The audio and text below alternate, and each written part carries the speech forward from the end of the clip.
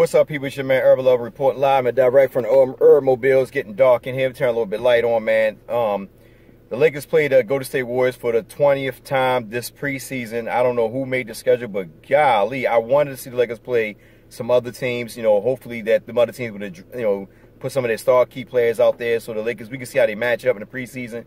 Because the thing about the Golden State Warriors, nothing to knock them guys, because I still stand by what I said, that the Golden State Warriors are going to be still relevant. A lot of people already say, oh, they're going to make the playoff, all this.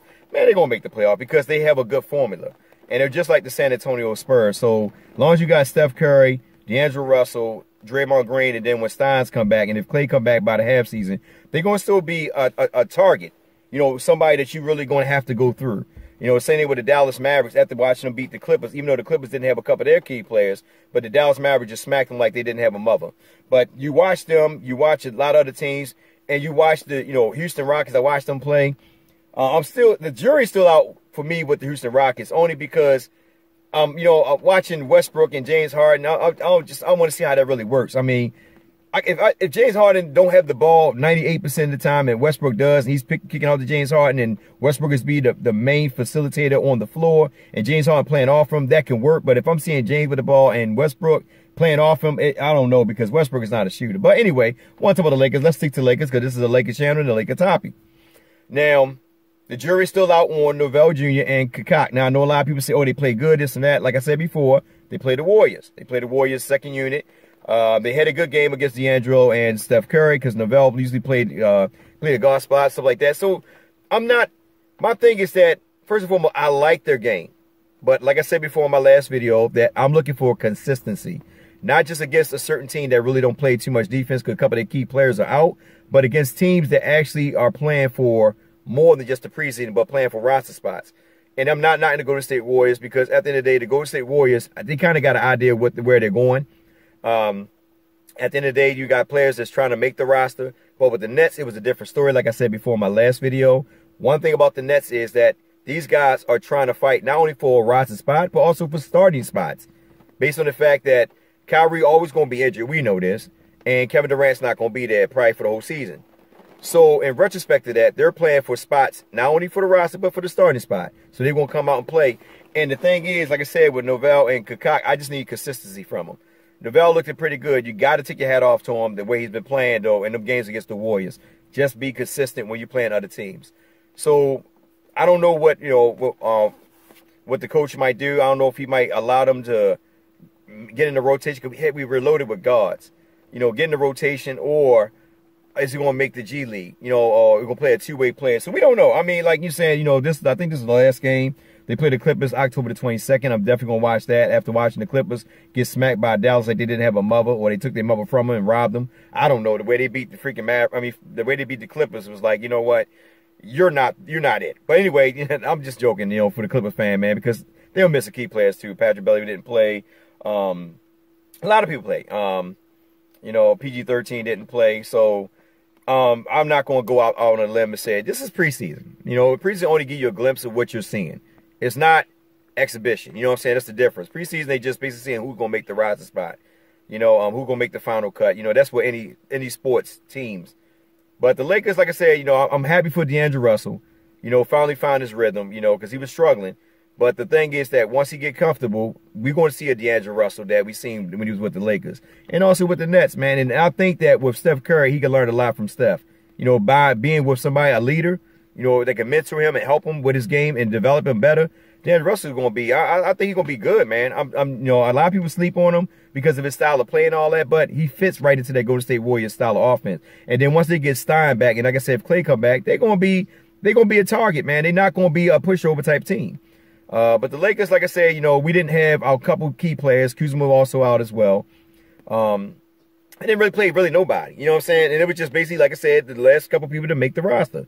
And you've seen, like I said, Kakak and Novell, you got to take your hat off to them. Even though they show glimpses of what they could do against the Warriors, like I said, I would like to see it with the Nets. But you got to take your hat off to them the way they play. With that being said, I still need consistency once again from them playing other teams. And we don't know if they're going to get that based on that once the rosters are finished. And once you start playing the exhibition, some of these guys are not going to even probably get no playing time. And then on top of it, you didn't really get to see Cook. I think he played one game that was, well, couple games. And that was it at him, you know, because he's still nursing an injury, if I'm not mistaken. So they're taking their time with a bunch of these players, which makes sense only because you got so many weapons, you don't have to rush nobody back. You know, like Anthony Davis don't have to play as hard no more. You know, because Kuzma can play the power forward, the small forward spot when he gets back. And then you got other players that can play those positions as well. Even LeBron James can play a little bit power forward. So you don't have to rush a lot of these players back. You can take your time. It's the beginning of the season. You want you guys healthy and ready for when the playoff come around. You know, you don't want to beat up and banged up and then they're missing key moments when the playoff come and then we're struggling. You know, so you can sit these guys down, man, and have a nice little rotation going because you got key components in every position to benefit, even from the center spot, where you got Howard and JaVale McGee, and a little bit Anthony Davis if you want to. You know, the power forward spot, like we said before, you got Kuzma, LeBron James, Anthony Davis. You know, depending on what your matchup is. You can even go with Dudley down there sometimes. You know, so you can do a lot with the lineup. If Kakot make the line, if he makes the roster, you got him as well. Then the guard spot, you already know it's so many point guards and guards we have. So you can't really go wrong with what the Lakers got. They're real deep. And a lot of players, and well, not players, but a lot of teams or analysts, they're sleeping on Lakers, and some of them are really not. But at the end of the day, you know, like I said, I would like to, you know, just see what they got, man, when they come to the exhibition game, because then you get to really see what's really out there on the floor and what we're looking like when we play against key components on the opposite teams. But right now, like I said, it's just preseason. You just try to see who's going to make the final roster spot. But DeVell, man, like I said, if he continue playing like he playing, and carry that over, not just against the Warriors, but against other teams in the regular season, woo, might found a gem, man. Might found a gem, man. You can't knock it. Kakak, man, I mean, he's a nice little player that I would definitely get a two-way contract to. But Novell, man, like I said, I don't know. He might, what he like 6'5", I believe. So, yeah, you can take one of them spots, man. You know, KCP. And that's the thing. If you notice that, also with guys like Novell Jr., it makes people like KCP play much better because they like, you know what? Even though I might have got a contract, there's no, you know, I think KCP got a, what, 1 or 2 year contract? Maybe the 2. I'm not too sure. I got to get back into a lot of things and look into things. But the biggest thing about that is that when you got somebody that played that good, you get other guys to play even better. Alex Caruso ain't really played good. The only thing about Alex Caruso is that he played good off LeBron.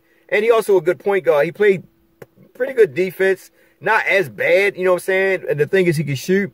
And by him being 6'7", he can play all 3 positions. So we'll see what the Lakers decide to do, man. I mean, like I said, we're real deep. So, you know, I really don't want to see nobody get cut. You know, I like to see a couple of guys go down to G League because, you know, you got to think about injuries. So you can rotate guys out of the G League onto the teams. I definitely like Baby Greek Freak. Like I said, he's a little rusty. But the thing is he's raw. And if you give him a time and you actually help him develop, he could be, you know, he could be pretty good as well.